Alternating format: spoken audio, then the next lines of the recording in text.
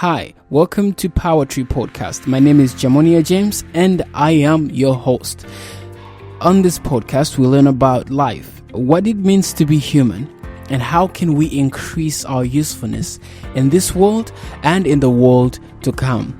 To do that today, we are expounding real deep into the creation, learning from creation to find lessons, hints, and innuendos of what it means to be human and how we can be better people than we were yesterday. To do that today, join me today on the Poetry Podcast.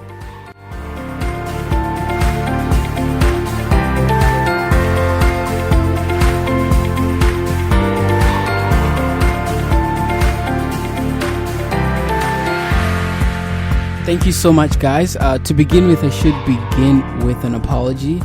I believe you guys did not see any episode last week. That was because there was no episode last week. And so that is what I have to apologize for.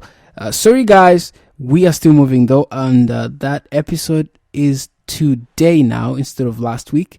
So it will be quite intense, covering 2 weeks in a way.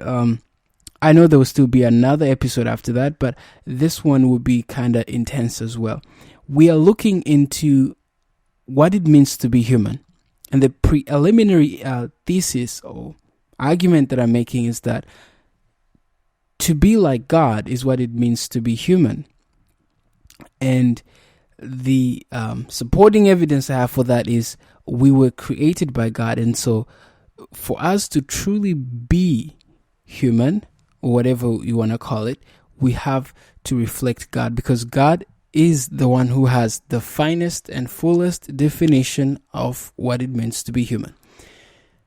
We are kind of doing some tautology here, though. We are looking at nature to find hints, looking at the creation story to find evidence, to find meaning, to find lessons of life. What does it mean to be human? How can we maximize our potential? How can we maximize our usefulness in this world and in the world to come? Let there be a firmament is the topic of this episode. Now, first things first, what is a firmament? So a firmament simply means sky. A firmament means heaven. The sky, space, open space. That's what a firmament means. On the second day, the Genesis story states that God created the firmament. How did he make it? He says, and God said, let there be a firmament. He says to divide the waters that were above and the waters that were below. And God created the firmament, and God calls the firmament heaven. That's basically what God did on day number 2. Day number 1, God creates light. I want to point out something that I did not point out in the previous episode regarding light. When God created light, he divided light from darkness. Right there we see God's principle of separation, or God's principle of division, basically. And I believe we should incorporate that into our lives if our lives are going to be of any good. We need to have that principle of distinction, of knowing good, knowing evil, and being able to separate ourselves from those people that do not benefit us, to be able to separate ourselves from things that do not benefit us. One man said, a friend to all is a friend to none. The principle of separation is seen there. And we also see the same principle of separation in Genesis chapter 1, second day, where God creates a firmament, this space, and divides waters from waters to create a conducive environment for the existence of man. And that's another point worth noting, that all this creation that's happening is happening for the sake of you and me. The reason why we have the atmosphere is just because of you. no matter how small you might think you are in comparison to the atmosphere was created for us and not the other way around. All the gases, oxygen, nitrogen, carbon dioxide, they are in a perfect balance, and that creates a conducive environment for us. Now, that is the physical reality of the atmosphere.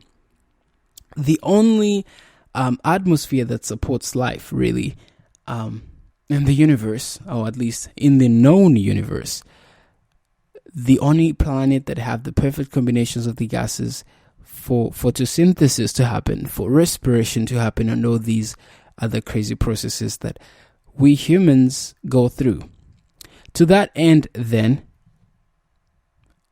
medical advice, breathing helps, and making sure that you are in the, this might sound like it's useless, but deep breathing has been proven to have many benefits.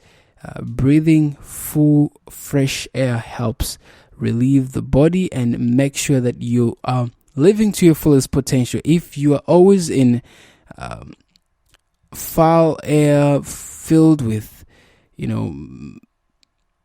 bad miasma, it will never help you be of, reach your maximum potential. We live in an age where that is disregarded, where we put different fumes and gases and nicotine and all these things into our bodies, which are not conducive for our environment. Well, that was the physical part. Let's touch on the most important part, the spiritual, intellectual application or lessons that we can learn from Let There Be a Firmament. I want to suggest today that you have a different type of firmament, which is, of course, your environment, right? Your physical environment around you is also what is your environment. Now, it has been said that we are the products of our environment, right? In this new example, in this new world, though, it's the other way around. The environment becomes the product of us. So we create our environment.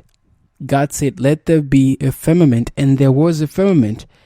Believe you me, we have that type of power, or an example or an imitation of that power in us to create, to say, let there be a firmament, and create a firmament. By the actions that we do,